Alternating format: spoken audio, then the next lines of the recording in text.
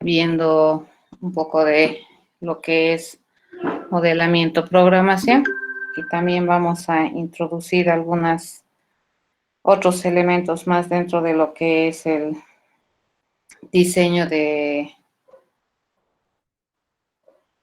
programas orientados a objetos. Bueno, paso a compartirles mi pantalla en un momento.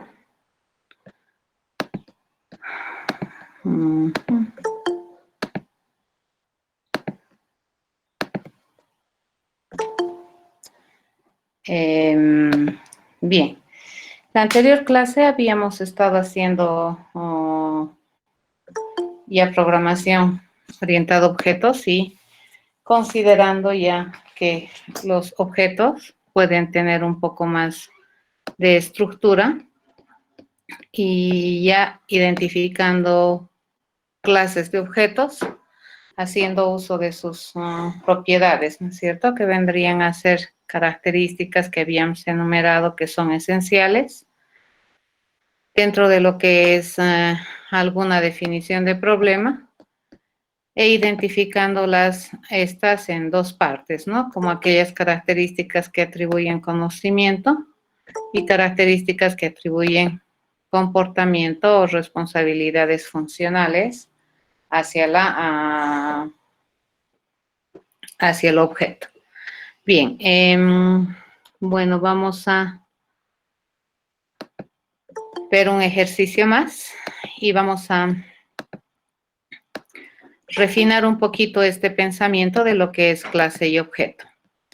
Dentro de la teoría de la programación orientada a objetos, es correcto decir que es un estilo de presentar soluciones o alternativas de solución a problemas, en los cuales nosotros vamos a hacer que los objetos que probablemente participan del problema también sean aquellos que se van a encargar de resolver el problema, ¿ya?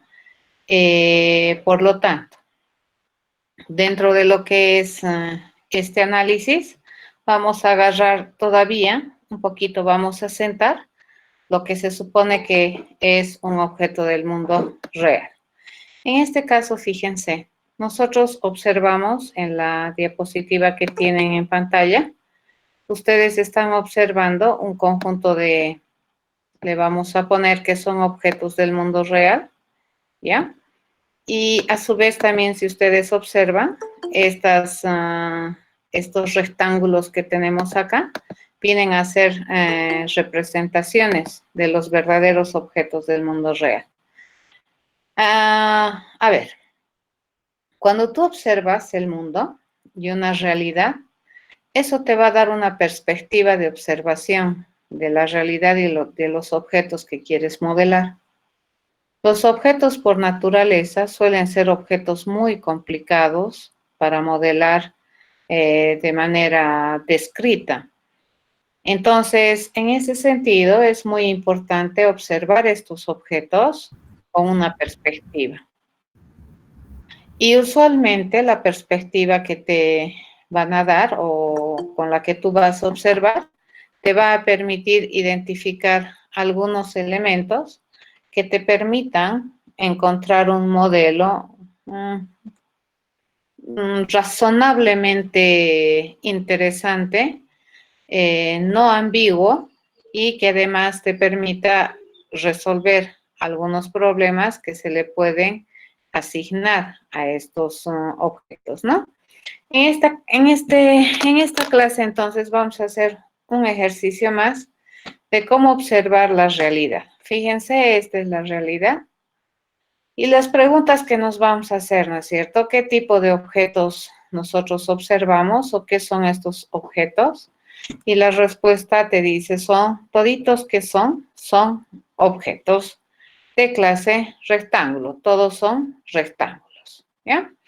Dentro de la observación que nosotros tenemos de este conjunto, nosotros estamos viendo que cada uno de estos objetos que estamos observando tienen algo en común, ¿no es cierto? Toditos tienen la definición de la base y todos tienen la definición de la altura y además tienen un color dentro de que me permite identificar un rectángulo de otro. Entonces acá podríamos, desde esta perspectiva, fíjense, recoger esas tres características que hacen o que me permiten identificar a estos objetos de clase rectángulo. Por lo tanto, digo, ¿qué tiene todo rectángulo? Base, altura y color para la inspección que nosotros estamos observando en este momento. ¿Ya? Y con esta información, esto jamás olvidar, les voy a repetir más de una vez, con esta información que estamos registrando, que tiene todo rectángulo, tendríamos que tener la capacidad, o más bien tendríamos que identificar qué funcionalidades estos rectángulos podrían hacer. Esta cualidad, fíjense, esto que les estoy remarcando es muy importante. A ver, vamos a enumerar acá, ¿ya? A ver, ¿qué estamos haciendo en este contexto? Hemos observado y hemos dicho que todo rectángulo en este ámbito de observación tiene base, altura y color. No le estamos diciendo que todo rectángulo sabe ladrar o tiene hocico, ¿correcto? ¿Por qué razón?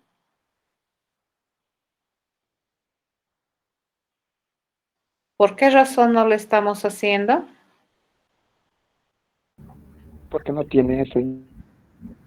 Ya, Porque esa no es su naturaleza. exacto, no es propio ¿de acuerdo? Entonces, si tú le dices a un rectángulo ladra, te va a generar ruido en tu lógica común, ¿de acuerdo? Pero aparte de eso, fíjense, por observación, nosotros no estamos identificando esa característica. Por lo tanto, fíjense, estas características que le estamos pegando o le estamos asociando al objeto, siempre son primera ente, ¿ya? Siempre son inherentes. ¿Qué significa ser inherente? Significa ser propio de. La base es propia de un rectángulo, la altura es propia de un rectángulo. El color, ¿qué cosa es? Dentro de esta observación es propio también de un rectángulo. Calcular el área también es propio de un rectángulo cuando los rectángulos tienen esta información.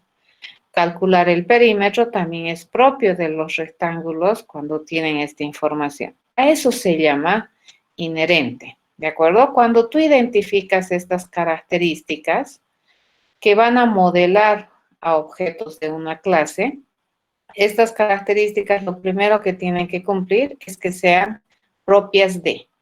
Como decía uno de sus compañeros, el ladrar no es la naturaleza de un rectángulo, eso tiene que ver con esta propiedad.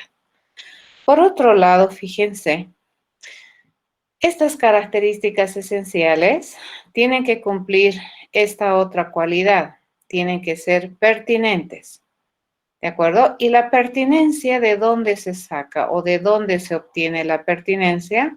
Es la perspectiva con la que tú observas el mundo real. ¿De acuerdo? En este caso, para efectos que nosotros estamos haciendo en el curso, la perspectiva con la cual nosotros estamos observando a este rectángulo es básicamente una figura geométrica en un plano bidimensional que tiene medidas y sobre la base de esas medidas puede hacer algunos cálculos matemáticos propios de un rectángulo, ¿ya?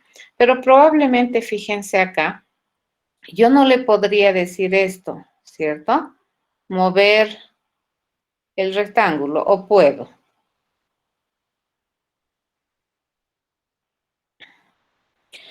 ¿Y por qué? Porque en la observación que estamos viendo, estamos observando, por lo menos no nos dan ninguna pauta de que estos rectángulos tienen algún tipo de movimiento. Entonces, esto probablemente, tal vez es posible, pero en esta observación particular no es pertinente, ¿ya?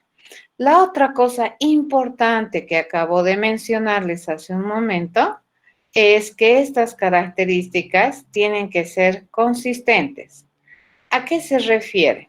Si nosotros, por ejemplo, le decimos que todo rectángulo va a tener base, altura y color, y además le decimos que estos rectángulos saben calcular el área y calcular el perímetro, en este momento nosotros deberíamos tener la capacidad de tener una relación de las funcionalidades que le estamos asignando a los objetos de la clase rectángulo, apoyados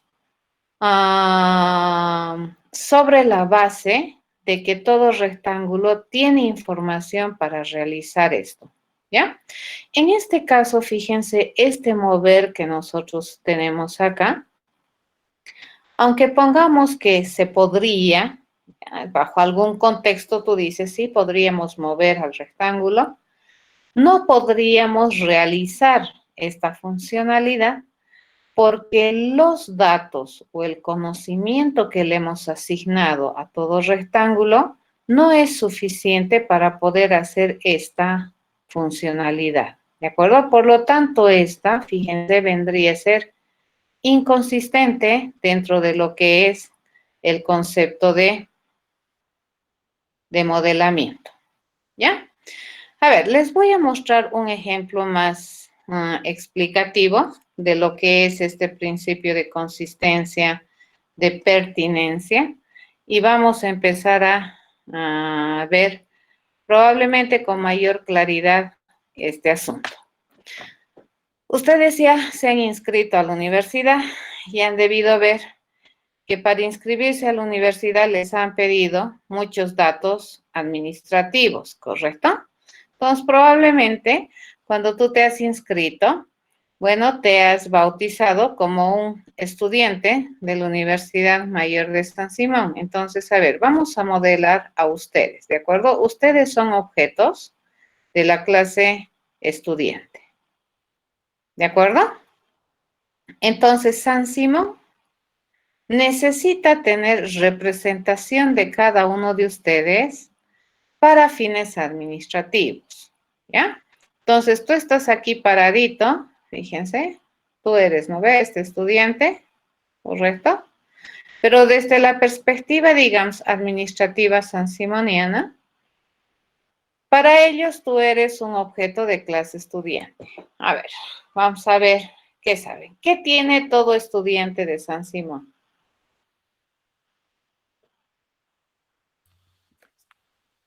Un código Nombre. SIS. Muy bien, dice, todo estudiante de San Simón tiene código SIS. ¿De acuerdo? Correcto, tiene nombre. ¿Ya? Tiene apellido. ¿Qué más les preguntan cuando se inscriben? La fecha de nacimiento. ¿Correcto? Fecha de nacimiento. Y por supuesto, obviamente, van a registrar la carrera que estás intentando estudiar. ¿De acuerdo? Ah, muy bien. Tienes el carnet de identidad también. ¿Ya? El número del carnet de identidad. Ahí lo podemos dejar, ¿sí? Y tienes muchas más cosas, tienes un montón de datos más, pero más de 20 no va a pasar. ¿Correcto? Y tú dices, wow, si yo soy una persona compleja, ¿no? Buena gente, sociable, estudioso, dices, no, pero pasan así, 20 características de tenencia tienes, ¿correcto?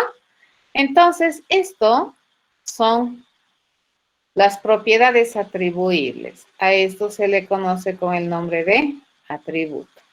Fíjense, ninguna de estas propiedades está fuera de la naturaleza del contexto de San Simón, ¿no es cierto? Código SIS tiene todo estudiante, correcto, en San Simón, muy bien. Tal vez en otro ámbito, en otra observación, esto no sería verdad. Pero desde una perspectiva sansimoniana, esto es correcto. A ver, ¿qué sabe hacer todo estudiante?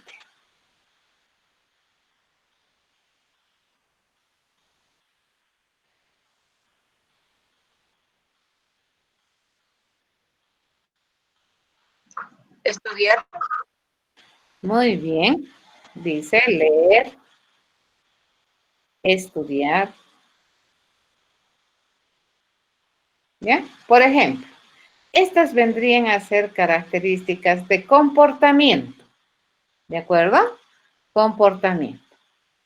Pero fíjate, esa característica que me dices, comer, desde la perspectiva de San Simón, no nos importa mucho, ¿correcto? No le importa mucho a la administración si sabes comer o no sabes comer.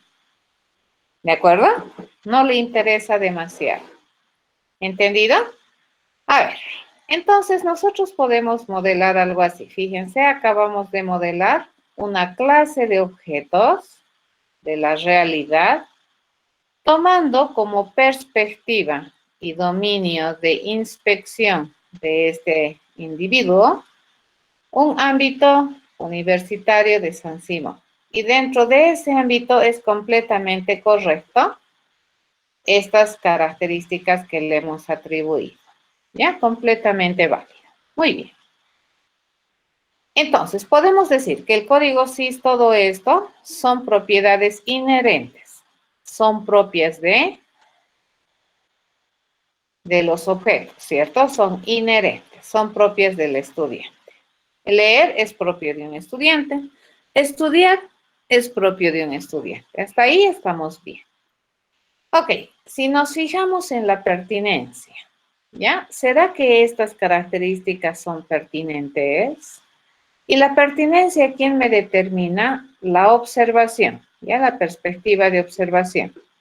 Entonces, observar a este individuo desde la perspectiva administrativa sansimoniana es completamente válido decir que esto es pertinente, ¿ya? Desde esta perspectiva, que el estudiante tenga características como código SIS, nombre, apellido, fecha de nacimiento, leer y estudiar, está bien. Entonces, estas dos entes, fíjense, van bien. La otra que tenemos que verificar es que estas características esenciales que hemos identificado como atributos y comportamientos tienen que ser consistentes. Entonces, lo siguiente que hacemos, olvídense ya de este individuo que camina, come, buena gente, tienes que olvidarte ya de este individuo, ¿de acuerdo? Este individuo ya no es interesante desde el punto de vista de programación. ¿Quién es ahora con el que yo tengo que trabajar? Con este modelo. Fíjense, este es un modelo, ¿ya? De los objetos de clase estudiante. ¿De acuerdo? Y fíjense, este no modela solo a un estudiante, modela a varios estudiantes de San Simón, ¿ya? Este es gruñón, este es reilón, este es buena gente, pero ¿qué le importa a San Simón? A San Simón le importa que este y este que tienen código SIS, ¿correcto? Así se piensa, ¿ya? Muy bien, este vendría a ser un modelo. Una vez que nosotros tenemos el modelo, tenemos que asegurarnos que los comportamientos que le estamos asociando o le estamos diciendo que debería tener todo estudiante deberían ser posibles de realizarse. A ver, la pregunta aquí es, todo estudiante sabe leer, me han dicho. Pero para que este estudiante, fíjense, este objeto o esta abstracción o este modelo de tipo de objeto estudiante sepa leer, ¿qué información cuenta? ¿Con qué información cuenta estos objetos en programación? Con el código SIS, el nombre, el apellido, la fecha de nacimiento, la carrera que va a estudiar y su carnet de identidad. ¿Con cuál de estos conocimientos todos los estudiantes de San Simón saben leer? Es la pregunta. O al revés, ¿no ve? Para leer, ¿cuál de estos conocimientos utiliza el estudiante de San Simón? Es la pregunta. ¿Pueden responderme? Ninguno. ¿Correcto? Con ninguno. Con tu código sismo lees, ¿ya? Entonces, fíjense, si bien es cierto, este modelo ha generado un conjunto de características que parecía, ¿cierto? Parecía, enamoraba el asunto, parecía que eran inherentes, pertinentes, pues no son consistentes, ¿ya? Y al tener un modelo así, fíjense, van a tener un modelo no realizable. Lo que a nosotros nos interesa cuando hacemos modelamiento es que este modelo sea realizable, que sea programable, ¿de acuerdo? Eso es muy, muy importante, ¿ya? Nunca jamás olvidar eso. Tiene que ser realizable, programable. Por lo tanto, si nosotros decimos, todo estudiante sabe leer, pero nos estamos dando cuenta que no le hemos asignado ninguna cualidad, digamos, o no le hemos asignado ninguna propiedad de conocimiento que permita hacer esta tarea, entonces estamos haciendo un modelo, a este se le llama un modelo irrealizable, ¿ya? Este no se puede hacer, es irrealizable. ¿De acuerdo? ¿Y por qué? Porque estamos incumpliendo esta condición. ¿Qué deberían cumplir las características esenciales cuando tú vas a ir a modelar un tipo de objeto? Mucho cuidado con esto. ¿De acuerdo? Muchísimo cuidado. A ver, vamos a hacer la prueba. ¿De acuerdo? A ver, vamos a probar si me han entendido. A ver. Todo el mundo está familiarizado con eso, ¿cierto? Tenemos la clase, vamos a modelar objetos de la clase perro. ¿Qué tiene todo perro?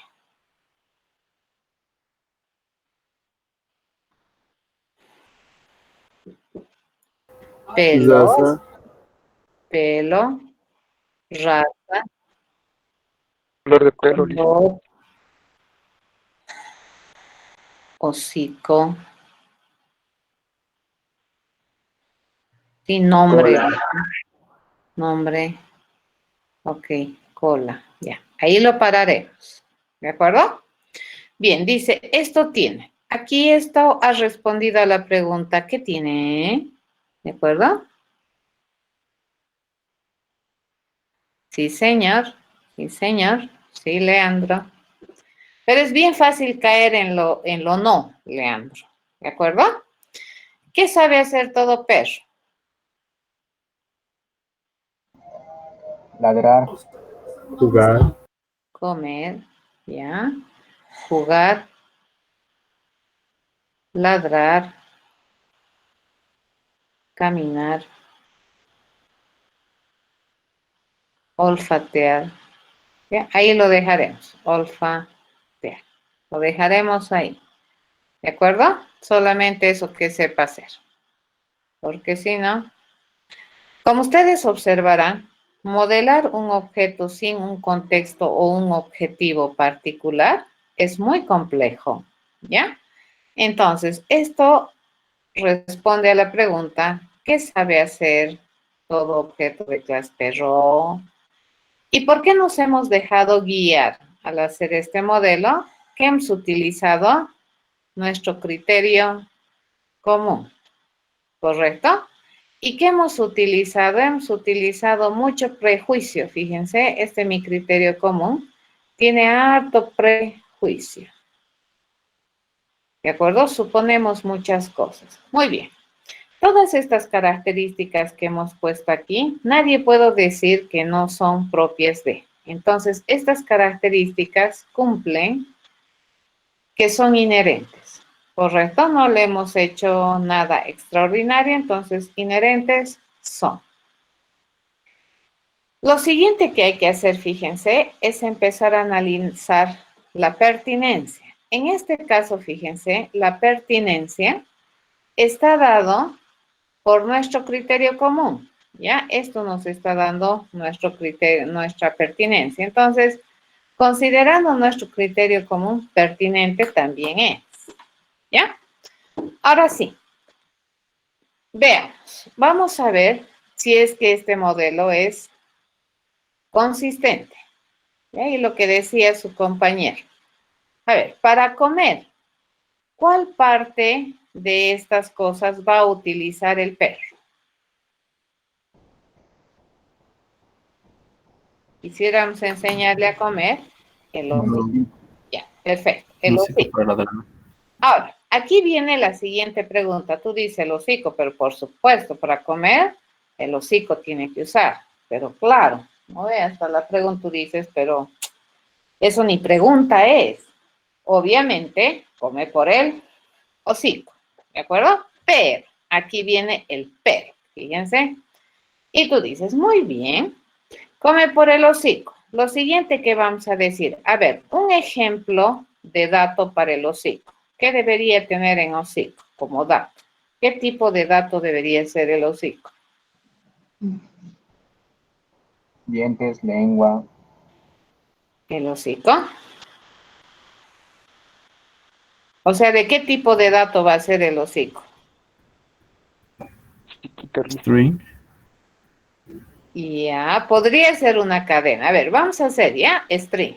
Por ejemplo, si yo le digo que es una cadena, entonces, un ejemplo de hocico, ¿qué sería? Chiquita o grande. Ya, grande, digamos, ¿no es cierto? Entonces le decimos grande, hocico grande. ¿Correcto? Ok, fíjense. Esta información tenemos en el hocico. Ustedes me han dicho que para comer el perrito va a utilizar esta información, ¿cierto? Pero esa información, fíjense, es una cadena que dice grande. ¿Cómo ayuda esta información para resolver el comer? ¿Ayuda o no ayuda? Para No hay. Entonces, irrealizable. ¿De acuerdo? Lo mismo, a ver, jugar. Todo perro sabe jugar, sí, mi criterio común dice que sí. Pero ahorita yo ya no estoy viendo a un objeto del mundo real, estoy charlando con mi modelo del objeto del mundo real. Entonces, para que juegue mi perrito, que tiene pelo, raza, color, hocico, nombre y cola, dice. ¿Con cuál partecita va a jugar? con la cola. Ok, entonces me vengo aquí. Un ejemplo de cola, un ejemplo de dato para la cola. ¿De qué tipo sería la cola? El string también sería. ¿Qué sería? String cola. String. Fíjense, estamos viniendo, dice, esto también sería un string. ¿Ya? Y un ejemplo de la cola sería larga. ¿Ya? Ok. ¿En qué me ayuda tener esa información para que el perro sepa jugar? Si tiene larga, o sea, ¿cómo juega?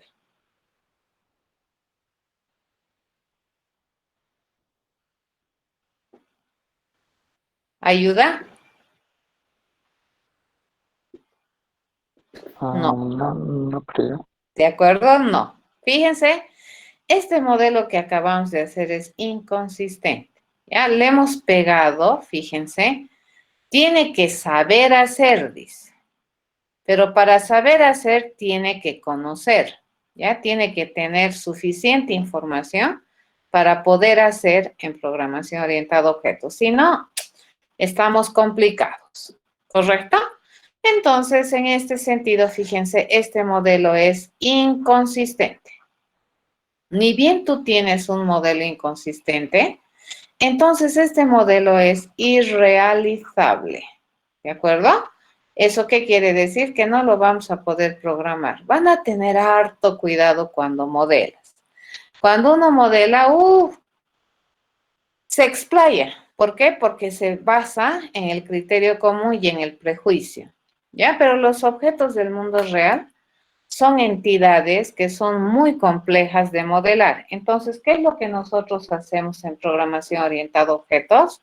Nos basamos, ¿no es cierto?, en probablemente en un problema que me va a limitar mi punto de observación o mi perspectiva de observación de estos objetos. ¿De acuerdo? Y siempre tenemos que cuidar de que esas tres entes se cumplan, sea inherente, sea pertinente y sea consistente, sobre todo consistente. Lo que decía su compañero acá arriba estaba muy bien. A ver, vamos a volver a recuperar. teníamos aquí. Entonces, dice, todo comportamiento debería estar relacionado sí o sí con uno o más atributos. Deseablemente sí, Leandro. ¿De acuerdo? Deseablemente sí. Entonces, el saber hacer de los objetos deberían tener como base el conocimiento que tiene el objeto. ¿Correcto? Es lo mismo que los seres humanos. Cuando te preguntamos algo, tu capacidad de respuesta se va a basar en lo que tú conoces, ¿de acuerdo? Si no conoces, entonces probablemente no vas a saber responder bien. ¿Entendido? Lo mismito nos pasa a los seres humanos, ¿ya? Bien, una vez explicado este asunto, seguiremos viendo esta parte de los objetos. Ya a eso se llama entonces características inherentes, pertinentes y consistentes, ¿ya? La pertinencia, ¿quién me va a determinar? El problema que estoy queriendo resolver y cómo estamos modelando esos objetos de acuerdo a ese problema. Y la consistencia me va a permitir hacer modelos que son realizables, ¿de acuerdo? Porque si no vas a tener modelos irrealizables, no se va a poder programar. Bien, ¿cómo habíamos dicho que se modela una clase? Habíamos dicho que se modela en un rectángulo que tiene 3 partes. Esta parte de acá, ¿para qué está destinada? Esta parte está destinada para el nombre de la clase. Siempre los nombres de las clases jóvenes va en singular. La parte del medio, ¿para qué está destinada? Para las características que atribuyen una propiedad o que un conocimiento, ¿ya? De los objetos de esta naturaleza. Y la parte de abajo está destinada para aquellas características a las cuales, que son en realidad funcionalidades que deberían saber hacer todo objeto de esa clase. Así funciona el modelamiento. Muy bien. Lo siguiente que vamos a hacer, fíjense, nosotros sí hemos hecho harto análisis hace un momento, pero lo siguiente probablemente que es interesante hacer dentro de lo que es programación es empezar a hablar de lo que se supone que se entiende que va a contener cada característica que tú has identificado dentro del modelo, ¿ya? Por ejemplo, en este caso, cuando decimos todo rectángulo tiene base, lo siguiente que tenemos que preguntarnos de manera obligatoria es, ¿y de qué tipo de información representa la base? Es la pregunta que nos estamos haciendo, ¿ya? Y de esa manera nosotros, ¿qué decidimos? Que la base resulta que va a representar un valor entero, ¿ya? Hacemos todo este trabajo con todos los atributos. Fíjense, es lo primero que hacemos. ¿Qué hacemos con esta parte de los comportamientos? Esto nosotros sí hemos aprendido a hacer, ¿ya? A esto que se le llama en el libro firmas, ¿no es cierto?, de método. Sin decir cómo, tú deberías ya poder describir de manera un tanto abstracta qué se supone que debería ser un calcular área y qué deberías identificar con claridad así, pero más transparente, meridiana, una claridad meridiana, es el nombre del comportamiento, por ejemplo, calcular área, que te genera como salida, si te va a generar un valor o un cambio de estado, y si es que es un valor o un resultado, tienes que identificar de qué tipo es, y tienes que identificar si necesita mayor información que la que ya tiene aquí, ¿de acuerdo? Repito, ¿qué tienes que hacer? Identificar el nombre que sea un identificador o lógicamente entendible, definir si es que este comportamiento genera resultado. Si fuera así, hay que identificar qué tipo de resultado. Y si no, entonces acá que viene un void, ¿correcto? Cuando te genera un cambio de estado o un cambio o cambia alguna parte del contexto del problema. ¿Qué otra cosa tienes que definir? Si es que para hacer esta tarea, los objetos de clase rectángulo requieren más información que la que ya tienen aquí. Así se lee. ¿De acuerdo? Entonces, en este caso, para calcular el área todo rectángulo, ¿qué conoce? La base, la altura y el color. Aparte de esa información, ¿requiere alguna otra adicional? Si me dices que no, entonces viene así. ¿Ya? Bien importante. Entonces, esto nosotros ya más o menos hemos estado haciendo en estructuración de pensamiento, pero a distinto nivel de abstracción, ¿cierto? Ahorita, ¿cómo es mi nivel de abstracción? Mi nivel de abstracción es identificar características de tipos de objetos o datos con los que yo voy a trabajar, que son más complicados que solamente un entero. ¿Ya? Acá hemos identificado. Y cuando decimos para cada comportamiento importante, ¿cierto? Resultado y entrada de datos. ¿Ya? Esto hemos hecho en estructuración de pensamiento. Siempre. ¿De acuerdo? Esto es lo primero que tienes que identificar. ¿Qué se supone que me va a generar como resultado, como salida ese procedimiento o ese comportamiento? ¿Qué información adicional, aparte de la que ya conoce, requiere? ¿Ya? Así se lee este asunto. ¿De acuerdo? Muy bien. A esto se le conoce como un modelo que es de un tipo de objetos de clase triángulo. ¿Esto qué vendría a ser? Una clase, ¿ya? Estamos repitiendo conceptos. ¿Qué es una clase? Es una representación de un tipo de objetos del mundo real. En este caso, ¿qué está modelando esta clase? A objetos rectángulos, ¿ya? ¿Qué vienen a hacer estas cosas que tenemos aquí, desde aquí hasta aquí, inclusive hasta ahí? Fíjense, son las características esenciales que son comunes a todos los rectángulos que hemos observado, ¿ya? A eso se llama características esenciales. ¿Cómo están organizadas? Como atributos y como métodos. ¿De acuerdo? Muy bien.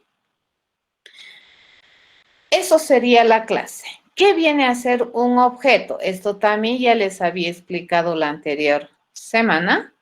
Un objeto es una instancia, es un ejemplar, es un individuo particular que se crea a semejanza de esta clase. ¿Ya? Entonces, por ejemplo, si yo quiero representar este objeto particular, este que tengo acá, particular, yo voy a decir que ese objeto, por ejemplo, es el azul, se va a construir bajo este modelo, ¿de acuerdo? Bajo el modelo de que todo rectángulo tiene base, altura y color. Y en este caso particular, la base, ¿cuánto va a ser? 250. La altura, ¿cuánto va a ser? 100. ¿Y el color cuánto sería aquí? Azul, ¿correcto? Eso vendría a ser. Fíjense, ¿cuántos objetos diferentes de esta clase yo tengo? 4. Por cada uno de estos que yo observo en el mundo, he construido un objeto en programación. Fíjense, este ya es mi objeto en el mundo de programación. Ya no es este, es este, ¿correcto? Este es del mundo real y este es mi modelo en programación orientada a objetos. ¿Estamos de acuerdo? Así funciona.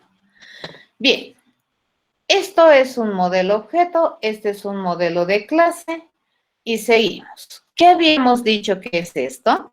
Esto es la identidad del objeto.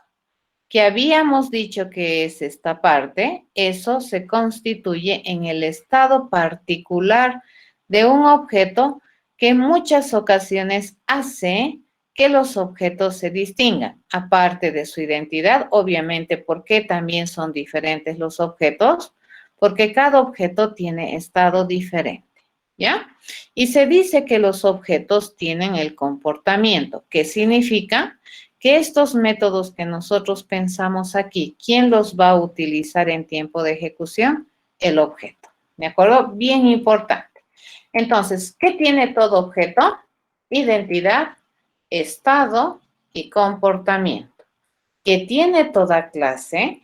Las clases tienen nombre, enumeran, ¿de acuerdo? Las características esenciales comunes a los objetos de esa naturaleza y los distinguen entre características que atribuyen conocimiento y características que atribuyen funcionalidad o prestación de servicios a los objetos de esta naturaleza. ¿Qué cuidado tenemos que tener cuando hacemos estas características? Que cumplan las tres entes: inherente, pertinente y sobre todo consistente. ¿Ya? Jamás olvidar eso. ¿Alguna pregunta? Lice, ¿podría aclarar la parte de qué es pertinencia, por favor? No me queda bien claro esa parte. ¿Qué es qué? Pertinencia, pertinente. Pertinente.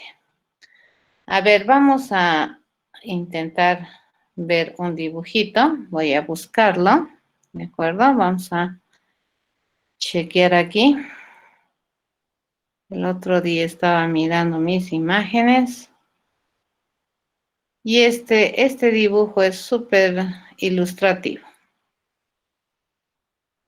¿Ven ese dibujo? Sí, se realiza. ¿Qué es esto? Se supone que es un objeto del mundo real, ¿no ve, gato? ¿De acuerdo?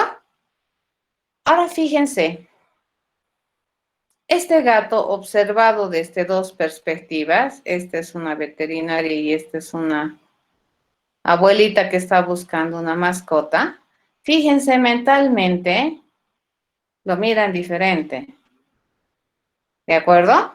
Entonces, a este gato, si es que nosotros tuviéramos que tomar la perspectiva de la señora de aquí, si nosotros agarramos y observamos con los ojos de esta señora a este gatito, tendríamos que modelar, a ver, este gato, ¿qué tiene?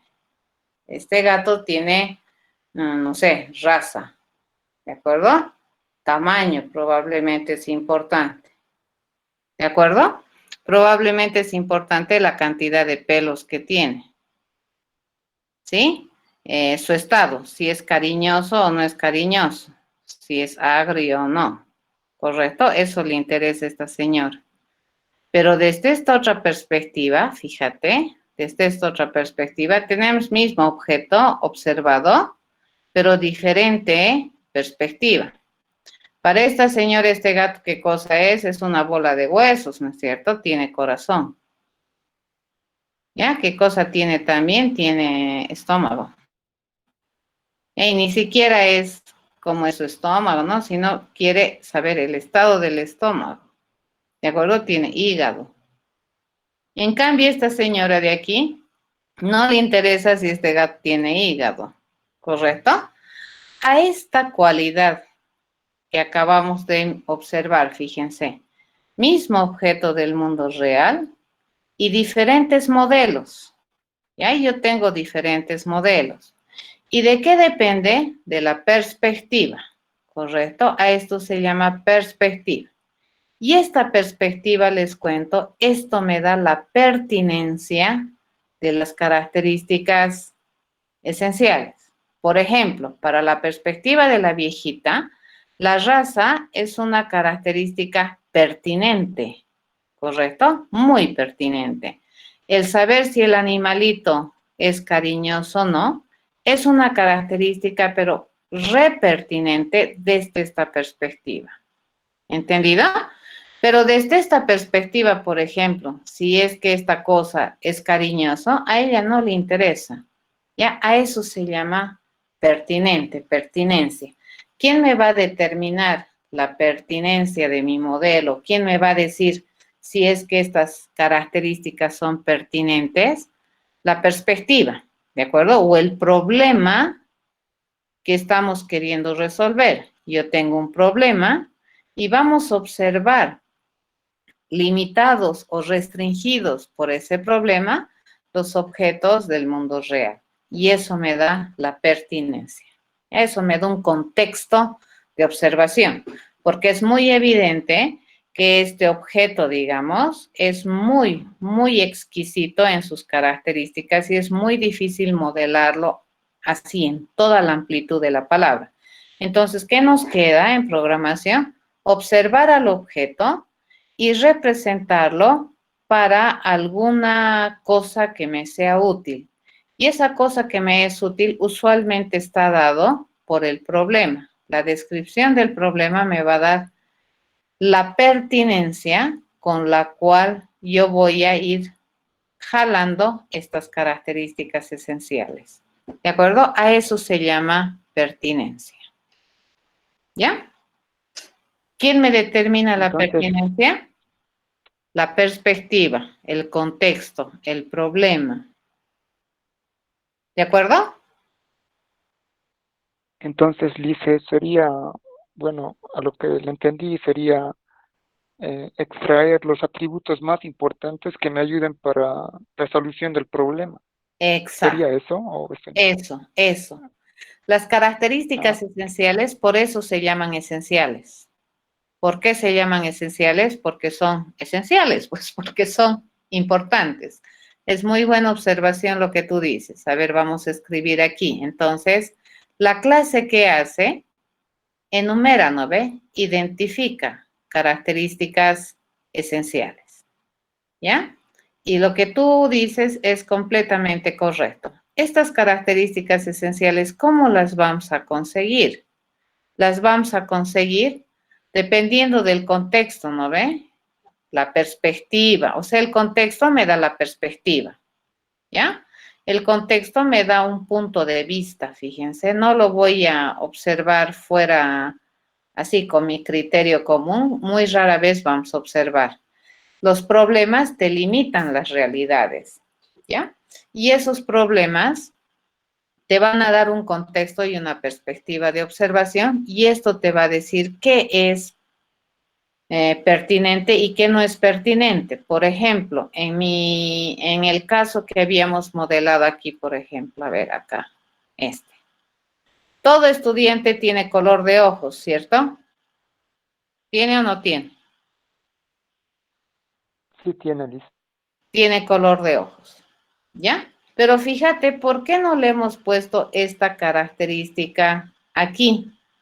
Porque desde la perspectiva de San Simón, a San Simón no le interesa si tus ojos son negros, blancos, verdes, azules, café, no le interesa.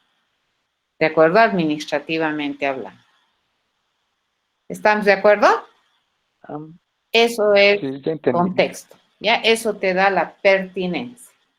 Es la perspectiva por la cual tú observas la realidad. Y de acuerdo a esa perspectiva y esa observación, te va a limitar también qué es lo que quieres sacar del objeto. Y a eso se llama características esenciales, qué es lo importante para resolver el problema. En el caso de San Simón, por ejemplo, un estudiante administrativamente sin código SIS, o sea, no se concibe. Ya prácticamente todo se hace con el código SIS. Esa es una característica súper esencial. Pero el color de ojos para nada no es pertinente, es más bien impertinente dentro del modelo. ¿Ya? Por eso se llama esenciales. ¿Por qué serían esenciales? El mismo nombre te dice, ¿no ve? Porque son importantes. Uno. ¿Ya? Y otra cosa, porque estas características esenciales también te diferencian. ¿Correcto? Entonces, si tú observas alguna realidad, a ver, vamos a ver una, vamos a agarrar aquí, y nos vamos a venir por acá. Esto agarramos, nos los traemos por aquí y le decimos, a ver, vamos a ver alguna foto acá. Clases, a ver, clase de alumnos. A ver, vamos a ver. Y, por ejemplo, ahí está, bonito me ha salido este. Es dibujito, vamos a observar. Ya ese dibujito que tenemos ahí, de hecho ese dibujito ya es un modelo, ¿correcto? Esto ya es un modelo de alguna realidad. Si tú observas este dibujito, a ver, ¿qué tipos de objetos puedes observar?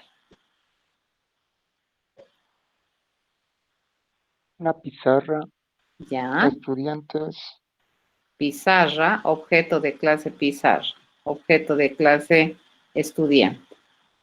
¿Cierto? ¿Qué más? Maestra, una maestra, Una maestra, ya. reloj, un reloj, Un osito. libro, ¿ya? Oso, ¿de acuerdo? Y podemos seguir enumerando, fíjense, pupitres, ¿de acuerdo? Mesa, ¿sí? Mesitas, pupitres, sillas, ¿de acuerdo? A ver, ahí la pararemos. Esto hemos hecho por simple observación, ¿correcto? A este proceso que acabamos de hacer, fíjense, este es un proceso natural de clasificación que los seres humanos estamos muy arraigados en nuestra vida. Los seres humanos somos clasificadores por excelencia en todo, ¿de acuerdo? Aquí te estás clasificando pizarra, mesa. Pero ¿y por qué has clasificado? ¿Por qué has diferenciado? ¿Por qué no me has dicho un todo, digamos? ¿O por qué no me has dicho que cualquier cosa, pero como un todo? ¿Por qué me has diferenciado pizarra, estudiante, maestro, reloj, libro, oso, pupitre?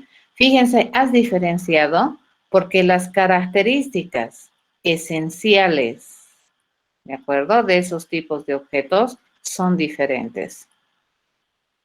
¿De acuerdo? Entonces, las características esenciales de cada objeto me permite diferenciar también. Pero las características esenciales, por eso he agarrado 9, 1, 2, 3, 4, 5, 6, 7 tipos de objetos porque son diferentes. Pero me has dicho estudiantes, así me has dicho, ¿no es cierto? Yo le he puesto solamente estudiante. Pero también me has dicho que hay un conjunto, que me imagino son estos individuos que están aquí, ¿correcto? Estos de acá. Y los has catalogado, fíjate, los has clasificado como objetos de clase estudiante. Pero si son 6, te digo, sí me dices, pero estos 6 tienen características esenciales comunes, ¿correcto? Y eso hace que yo identifique esta clase de objeto. ¿Por qué yo identifico más de una clase de objeto? Porque las características esenciales son diferentes. Y sí, las funciones diferentes, fíjate, es una característica esencial. Recordemos que las características esenciales son propiedades atribuibles, ¿ya? O lo que tú dices, ¿no es cierto? O son propiedades o son características funcionales o de servicio, ¿ya? De comportamiento también le llamamos, ¿ya? Funcionales o de servicio. Hacen diferente cosa, tienen distinta función, correcto. ¿Por qué yo no digo que este objeto que tenemos aquí, fíjense, este objetito que tenemos aquí, esta partecita, es igual que este? Porque sus características no son las mismas. Pero yo no voy a decir, ¿no es cierto? Mesa 1, mesa 2, mesa 3, mesa 4, no. ¿Qué he dicho? Ah, ¿dónde está?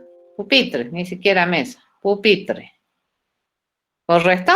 Eso hemos hecho. Fíjense, ese procedimiento que acabamos de hacer, eso es un proceso natural de clasificación.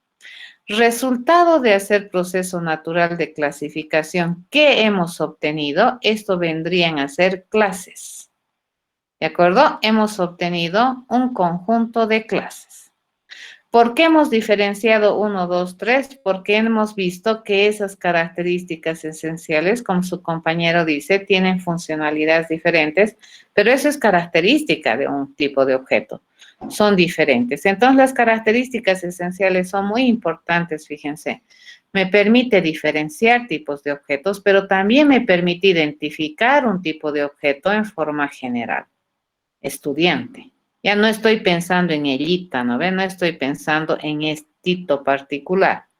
Estoy pensando en un concepto más general, más representativo y más abstracto como estudiante.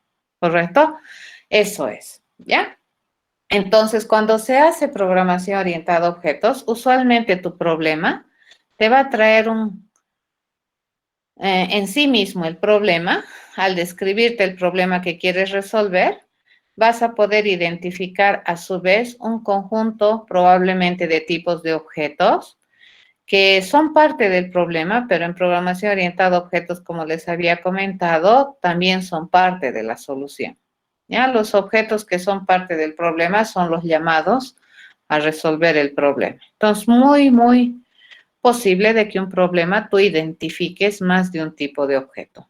¿Ya? Entonces, esas características que son esenciales se denominan, me permiten hacer este procedimiento natural que los seres humanos tenemos, que es la clasificación. Resultado de la clasificación que obtenemos, clases. ¿De acuerdo? Entonces empiezas, tú en el mundo siempre estás observando, ¿no ve? Mis amigos, mis no amigos. ¿De acuerdo? Las mujercitas, los varoncitos. Estás clasificando. Las personas mayores, los niños. Estás clasificando. ¿Correcto? Personas, perros. Estás clasificando. Perros, gatos. Estás clasificando. ¿Estamos de acuerdo? Y probablemente, ¿por qué no dices perro 1, perro 2, perro 3 y dices perros? ¿Correcto? Porque esos, a su vez, tienen conjunto de características esenciales comunes. Pero ¿por qué no dices perro y gato como una clase? No, porque probablemente has identificado alguna diferencia esencial. ¿Ya? Entonces, producto de ese proceso natural que los seres humanos tenemos, de clasificar, se generan las clases. Es por esa razón que se dice, ¿no?, que la programación orientada a objetos debería ser sencilla para las gentes normales, o sea, para todo ser humano entenderla. ¿Por qué? Porque nuestro cerebro, desde que somos pequeños, siempre andamos clasificando, clasificando y clasificando. ¿De acuerdo? Esa es la razón. ¿Ya? Esa es una de las razones que te dicen que el por qué este paradigma de programación debería ser más amigable con el programador, con el ser humano. ¿Alguna otra consulta?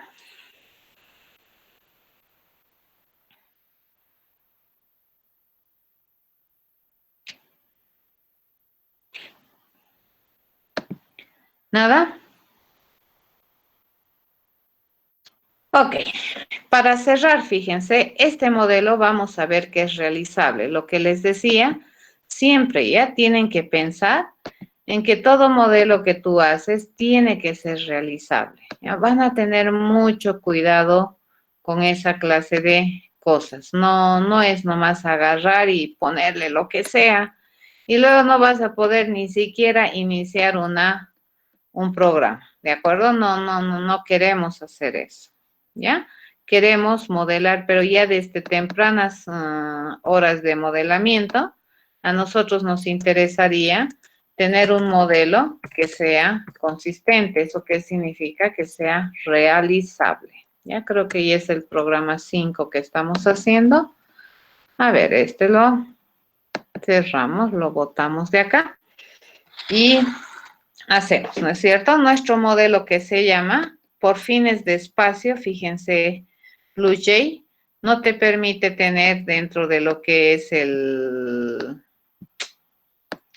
ID y su área de modelamiento de clases, no te permite tener las cajitas con 3 divisiones, ¿ya? Pero eso es por fines de espacio, nada más. Bien, nos venimos acá y vamos a modelar, ¿no? Botón derecho, hay varios lugares por donde podemos venir y le digo, ¿no? Mucho cuidado, no sé cuántas veces ya les estoy diciendo, siempre el nombre de la clase, cómo va, en singular, ¿de acuerdo? Y siempre por norma tiene su nombre que empieza con mayúscula. En el caso de BlueJ, repito, por fines de administración de espacio, no te permiten el modelo de clases poner las 3 divisiones. Ya solamente tiene 2. Y la segunda usualmente no se usa. Entonces acá lo vamos a hacer, ¿no es cierto? Aquí vamos a definir que esta va a ser el área de atributos. Siempre hay que tratar de ser disciplinados, ¿de acuerdo? Y poner ahí el área de métodos. Muy bien. ¿Qué hemos dicho que tiene todo rectángulo? Dice, todo rectángulo dice que tiene la base, tiene la altura y tiene, dice, un color. ¿De acuerdo? Vamos a hacer lo que dice ahí. Y entre sus métodos dice que sabe calcular el área y además sabe calcular el perímetro. y su firma es la siguiente. Para eso me conviene pensar, ¿de acuerdo? Para tener esta cosa ya, un esqueleto interesante. Entonces le digo, calcular área, dice calc, así le vamos a poner como está ahí. No requiere información adicional. Este proceso se compromete a devolverme un resultado. Por lo tanto, aquí es interesante también hacer esto. Fíjense, mi variable de respuesta se va a llamar área. ¿Y qué te voy a devolver por defecto? El área, ¿ya? Y luego aquí entre medio de estas dos, yo tengo que escribir el conjunto de instrucciones que me permita encontrar área, ¿cierto? Encontrar o definir lo que es área. Lo mismo hacemos acá, fíjense. Le vamos a decir que el otro método que le estamos asociando dice que se llama calcular perímetro, ¿correcto? No requiero mayor información. Y misma idea, se supone que me estoy comprometiendo a generarte un valor como resultado. Entonces, ¿qué estamos buscando aquí? Hasta el nombre del proceso me dice, ¿no es cierto? ¿Qué estamos buscando? Un perímetro. Entonces, ¿qué me comprometo a devolverte? El famoso perímetro. Ahí está, ¿ya? Y acá, ¿qué vamos a hacer? Vamos a escribir el conjunto de instrucciones para obtener perímetro. Eso es, ¿ya? En este momento no va a compilar porque esta área no está definida y yo ya la estoy usando. Entonces, en programación imperativa, usualmente se declara, se define y luego se usa. ¿Ya? Y acá, ¿qué no hemos hecho? No hemos definido. Y se va a quejar el compilador. Te va a decir, puede que área no esté definida. ¿Ya? No ha sido inicializado y ya lo estás usando. Entonces, por defecto aquí, fíjense, hasta que definamos cómo se calcula el área, le puedo poner 0 y luego me pongo a pensar, luego con calma, me pongo a pensar cómo se calcula el área y cómo se calcula el perímetro. Y ahí ya no tenemos errores de sintaxis, ¿ya? Pero como ya sabemos cómo se calcula el área, ¿cómo se calcula el área de un rectángulo dado que conoce la base y su altura? Base por altura.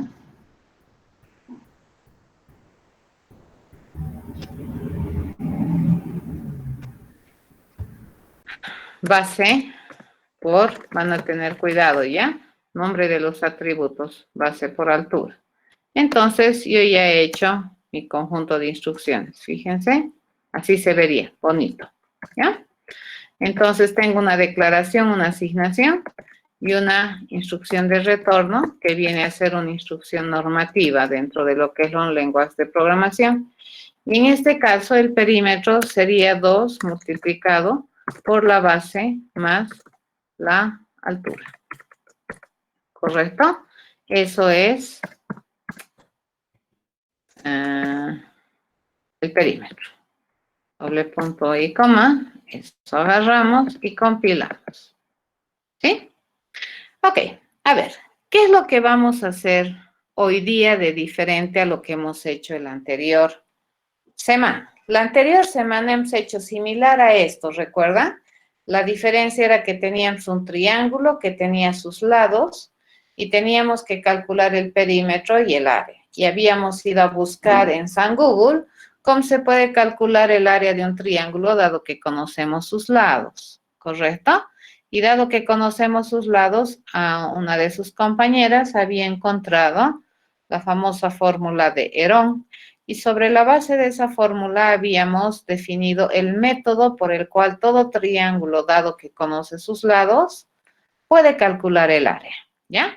En este caso, lo que nosotros vamos a introducir como elemento nuevo viene a ser un concepto que se denomina constructor, ¿de acuerdo? Cuando nosotros queremos construir o tener instancias particulares de clase rectángulo, estamos utilizando este operador new, ¿ya?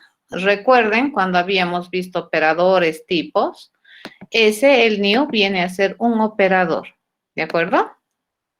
Y este operador que me permite me permite construir objetos de clase rectángulo. Pero si ahorita yo creo un rectángulo, por ejemplo, el rectángulo 1, yo creo el rectángulo 2, fíjense, e inspeccionamos, ¿ya? Chequeamos un poquito cómo es mi rectángulo 1, que tiene en la base 0, en la altura 0, y no tiene color. Si yo me fijo en el rectángulo 2, resulta que este también es así, no tiene su base 0, su altura es 0 y no tiene color. Obviamente, con esta información que tienen estos dos rectángulos, si yo le pido calcular el área, obviamente que me va a devolver 0, ¿cierto? Ahora la cosa es, yo quiero cambiarle la base a este rectángulo y no voy a poder. Ya no se puede por aquí. A menos que le enseñe a mi rectángulo a establecer su base. ¿Se acuerdan que eso hicimos con el triángulo? Les enseñamos a los triángulos a establecer sus lados y también a permitirme conocer el valor de sus lados. Esa es una opción. Ponerles los famosos métodos accesadores y mutadores. ¿Cuál es la otra opción?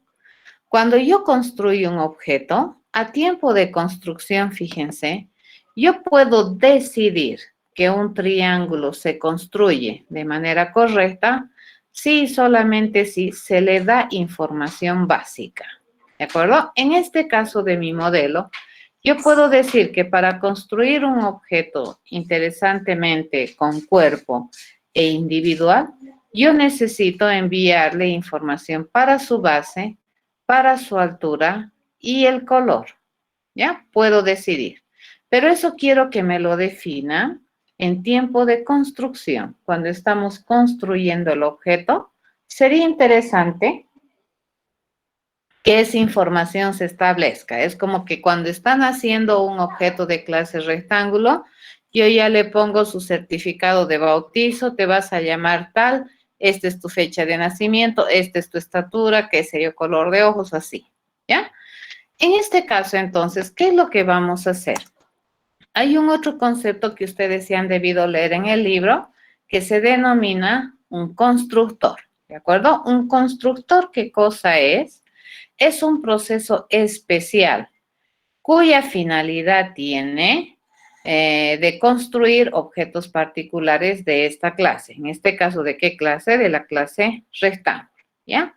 La peculiaridad de un constructor, al ser un proceso, es que estos procesos tienen por defecto una salida implícita y que su funcionalidad del constructor, como su nombre dice, es construir objetos de esta naturaleza, ¿ya? O instanciar objetos de esta naturaleza. En muchos lenguajes de programación, los constructores llevan el mismo nombre de la clase. Si vas a ir a aprender un nuevo lenguaje de programación, siempre hay el concepto de constructor, ¿de acuerdo? Siempre va a haber. Incluso en lenguajes de programación, otros, existe el concepto de destructor, inclusive, ¿ya? El concepto hay tal, así tal como les estoy diciendo, destructor existe.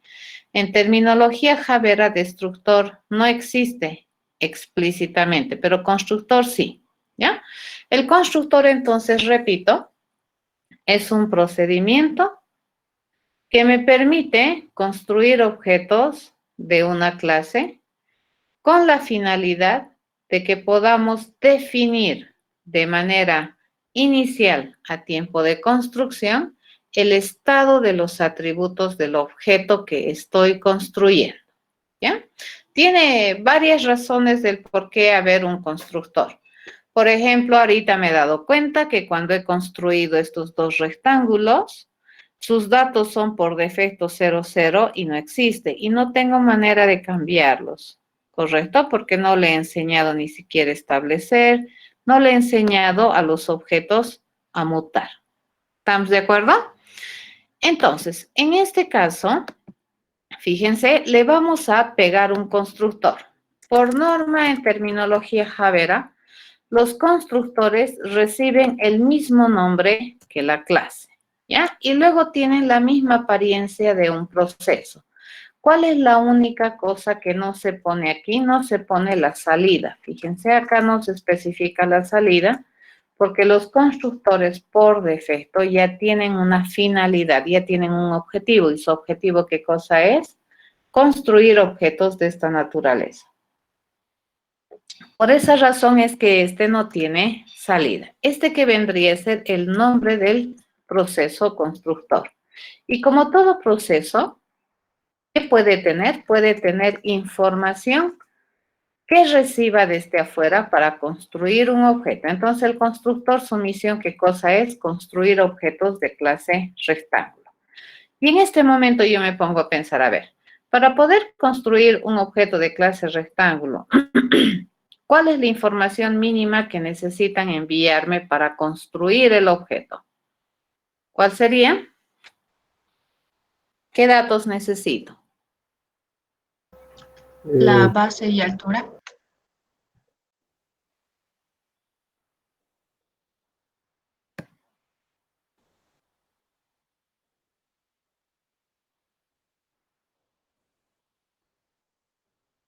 ¿Qué información mínima, básica necesito para construir un objeto de clase rectángulo que sea decente, ¿no ve? Para que se diferencie de otro. Porque ahorita estos mis dos rectángulos tienen información interna igual.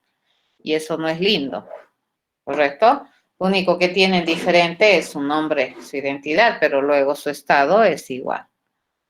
Muy bien, necesitamos el color. ¿Qué más? La base y la altura. Entonces, fíjense, yo voy a necesitar, acá le voy a poner así por el momento. Ya le voy a decir, voy a necesitar un dato nuevecito para la base, un nuevecito dato para la altura, y le vamos a recibir un nuevecito dato para el color. ¿Cuántos datos estoy diciendo que necesito para construir un objeto de clase rectángulo? 3, ¿ya? 2 enteros y una cadena. En orden, en semántica y en tipificación, 3. El primero, ¿qué va a significar? El valor con el cual yo quiero ponerle la base al objeto que voy a crear. Luego, ¿qué va a venir? El valor con el que yo voy a crear la altura de este objeto y luego el color, ¿ya? Entonces, estos constructores, la misión básica es establecer, es definir el contenido de los atributos de acuerdo al requerimiento de información que me envíen como datos de entrada. Entonces, obviamente, esta información que me están enviando como dato de entrada, esa información la voy a copiar en el atributo base. Esta información sirve para definir el atributo base, ¿ya? Sus nombres están ahí a leguas, ¿no es cierto? Y esta información que me está llegando aquí, que se llama new altura, también servirá para poder definir el estado de mi atributo altura. ¿De acuerdo? Estoy copiando. Y obviamente, el color de este rectángulo que estamos construyendo, que se estaría construyendo en tiempo de ejecución, va a tener como información una copia del valor que me están enviando y yo estoy recibiendo en esta variable. ¿Ya? ¿Listo? Acabamos de generar constructor. Ahora fíjense, acá yo ya puedo construir este objeto particular. Fíjense, le vamos a construir al rectángulo 1. Y acá, a diferencia de hace rato, ya me pide información. Me dice, para construir un rectángulo tienes que mandarme 3 datos. El primer dato, ¿qué significa? El nuevo valor para la base. Entonces, ¿cuánto de base tiene este rectángulo? 250.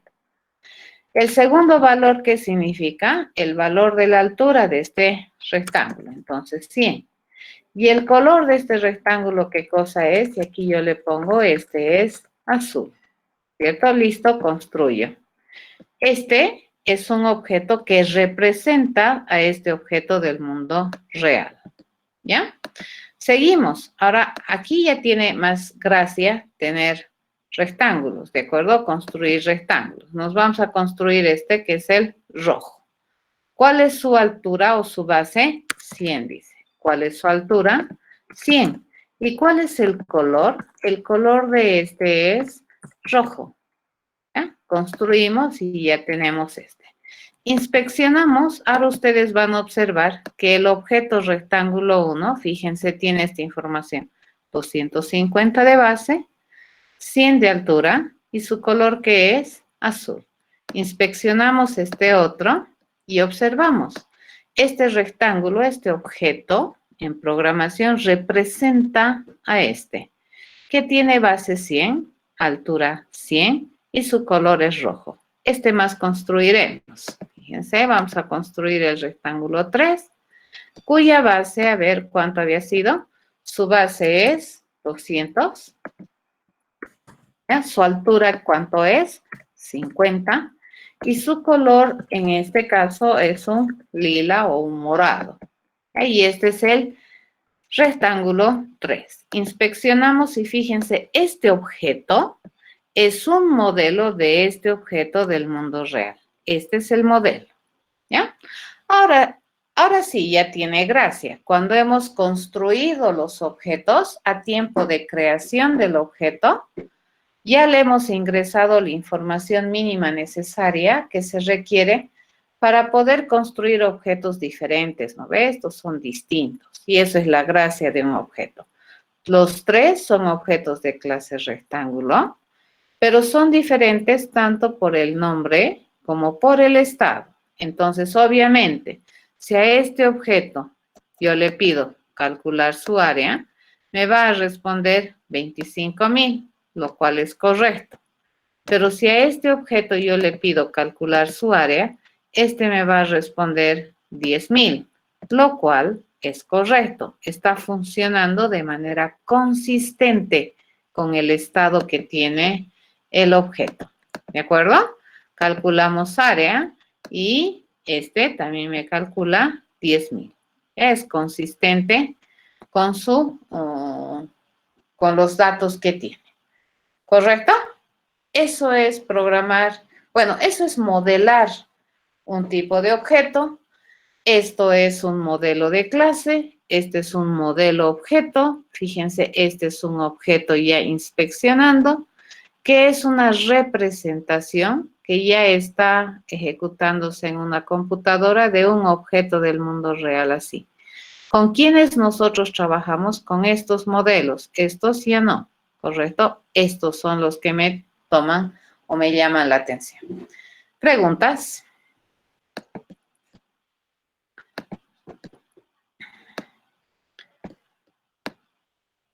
¿Alguna pregunta, jóvenes?